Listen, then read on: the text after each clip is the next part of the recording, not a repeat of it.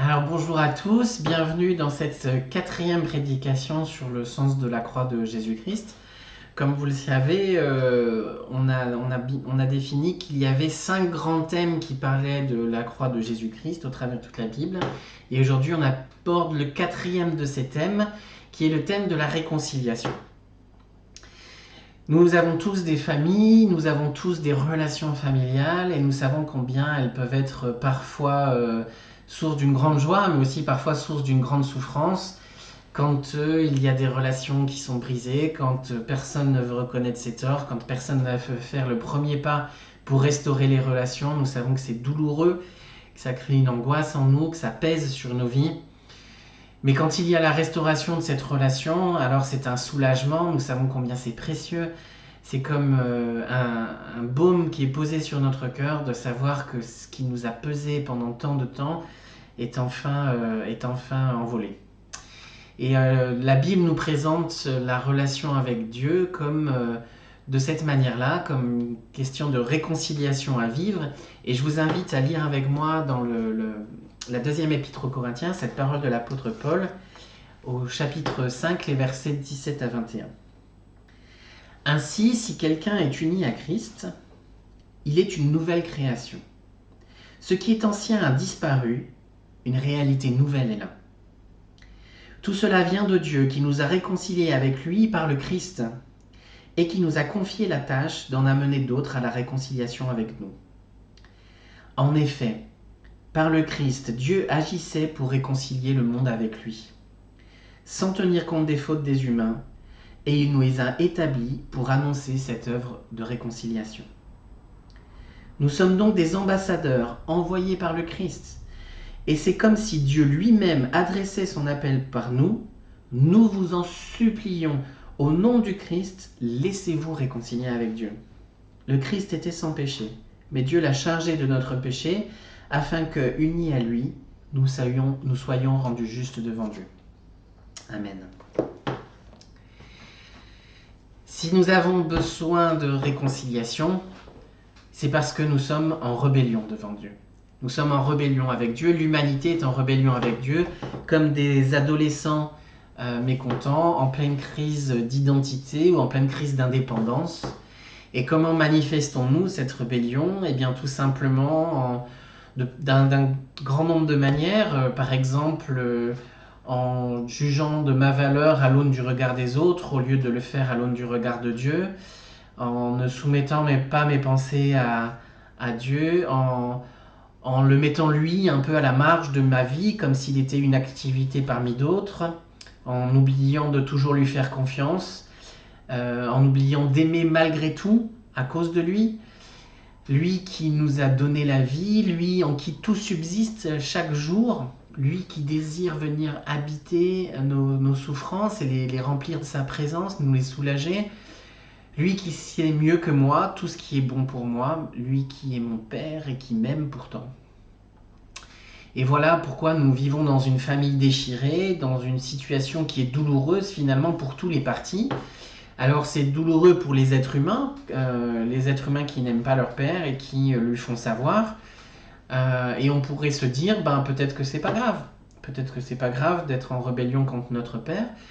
Et je dirais que ça dépend des enjeux. Déjà, notre père étant la source de notre vie, si nous sommes séparés de lui, comme je le disais dans la première vidéo, nous sommes comme des ordinateurs débranchés de la source de courant qui continuons de vivre sur batterie jusqu'à ce qu'il n'y ait plus d'énergie dans la batterie. Mais aussi en nous passant de la source de la vie, en nous passant de celui qui nous aime tant, dans cette séparation-là, peut-être que cette séparation est la source de tant de souffrance, de tant d'amertume, de tant de solitude, sans que nous réalisions que c'est là que se trouve la source de toute cette souffrance. Mais nous ne sommes pas les seuls à souffrir de cette situation. Le Père souffre aussi avec nous, en face de nous, et c'est pour ça que dans ce passage-là, le passage que nous avons lu, Paul nous présente la supplication du Père. Nous vous en supplions, soyez réconciliés avec le Christ. Le Père souffre vraiment de la propension de l'humanité à se tourner vers le mal. On peut voir par exemple dans la Genèse au tout début de l'humanité. L'humanité, dès le départ, se tourne vers le mal. Et au chapitre 6, verset 5, on lit « Le Seigneur vit que les humains étaient de plus en plus malfaisants dans le monde, et que les penchants de leur cœur les portaient de façon constante et radicale vers le mal. Il en fut attristé et regretta d'avoir fait l'être humain sur la terre. » Dieu est attristé, Dieu est touché. Mais Dieu est aussi en colère. Dieu est en colère non pas parce qu'il serait susceptible, mais parce que par réaction face au mal que nous choisissons de faire et que nous subissons. Il nous voit nous empêtrer dans le mal et dans la souffrance qui en conséquence. Et sa colère est motivée donc par son amour, parce qu'il est en colère contre le mal que nous nous faisons. Et Dieu ne veut pas en rester là. Il ne veut pas en rester à sa tristesse et à sa colère. Dieu veut la réconciliation. Dans le passage de Paul, nous avons lu que tout vient de lui. Tout vient de lui, bien qu'au départ, il soit le seul à rechercher la réconciliation, puisque nous sommes prisonniers de notre rébellion, bien que les torts ne soient pas partagés, et on imagine combien ça nous coûterait, nous, de faire le premier pas dans une situation où nous pensons n'avoir aucun tort. Et pourtant, Dieu décide de prendre sa propre colère sur lui-même. Au lieu de demander réparation, au lieu de tenir compte de nos péchés, le passage que nous avons lu nous dit que Dieu ne veut pas nous tenir compte de nos péchés, il nous propose de nous faire grâce, c'est-à-dire de ne pas nous laisser supporter les conséquences du mal que nous avons choisi, alors que nous ne le méritons pas.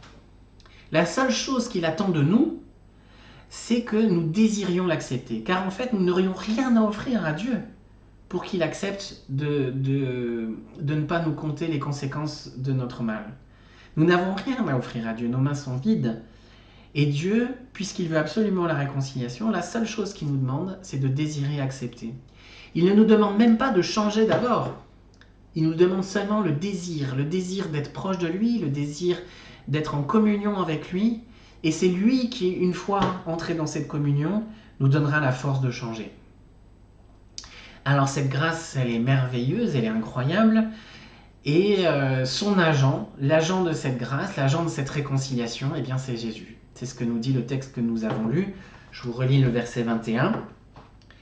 Le Christ était sans péché, mais Dieu l'a chargé de notre péché, afin que, unis à lui, nous soyons rendus justes devant Dieu.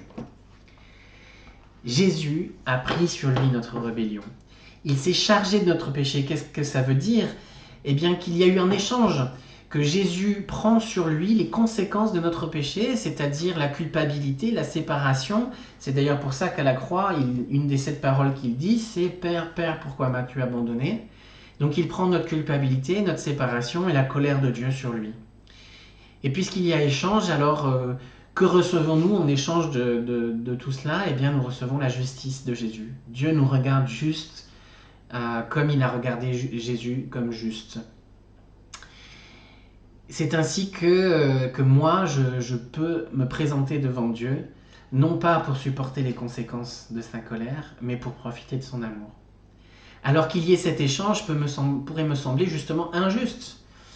Mais la réalité, c'est que ça serait effectivement le cas si Jésus n'était pas Dieu, mais Jésus est bien Dieu.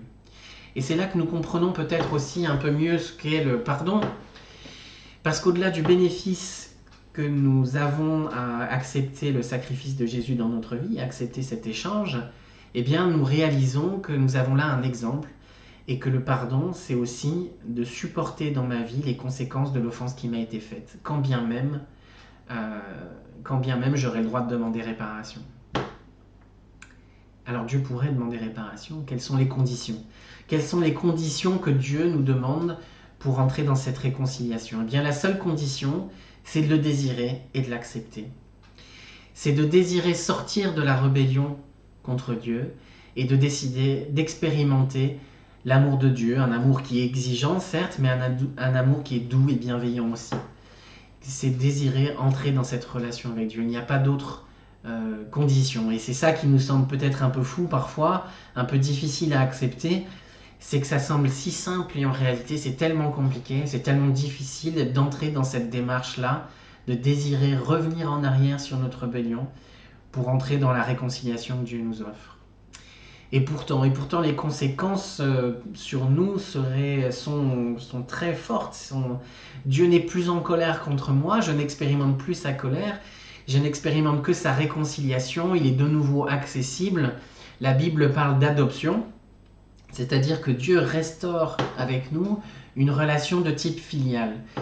Alors parfois, certains d'entre nous ont eu une expérience de paternité incomplète. On peut avoir eu un père qui ne nous a pas donné tout ce dont nous avions besoin, ou certains d'entre nous ont eu des pères vraiment malveillants.